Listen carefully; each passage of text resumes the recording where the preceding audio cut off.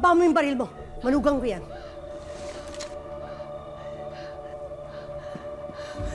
Ma, dito lang kami.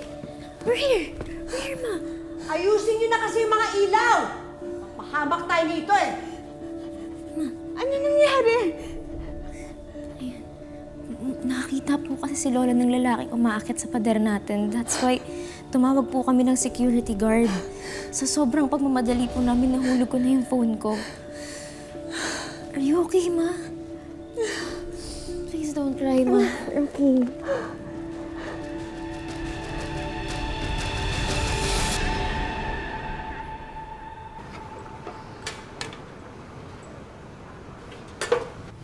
Ma, isn't this a bit too much? Hindi. After nangyari yung kagabi, tapos yung nangyari sa dad mo, we can never be too sure. Kuya? Ma'am? Okay na to? Ma'am, ito po yung lugar na sakop ng camera. Okay. Ma'am, ito po yung kusina. Yung hallway ninyo. Salas. Dining area. Sandali. Paki-zoom in nga tong sa dining area. Ito po. May audio ba tong CCTV natin? Ma'am, itong model na ito, wala. Pero yung premium po, meron.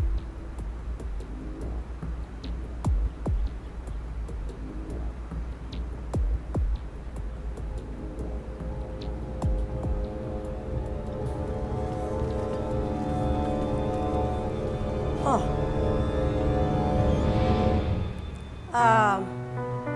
Tapos na kayo lahat dito, di ba?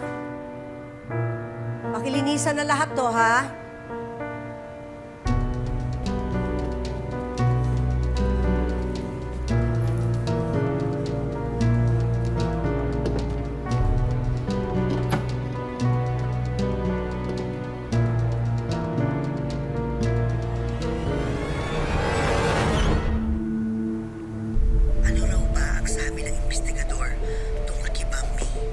Beses na raw sila pabalik-balik dito, hindi nila natsyempohan si Bambi. Ang sabi ng guard, baka daw nagbakasyon. Ang tindi ng Bambi na yan. Alam ba niya na ang sugar daddy niya ay patay na? Gusto ko lang naman siya makausap. Babae sa babae. Ano ba ang totoo? Sino ba nagsasabi ng totoo?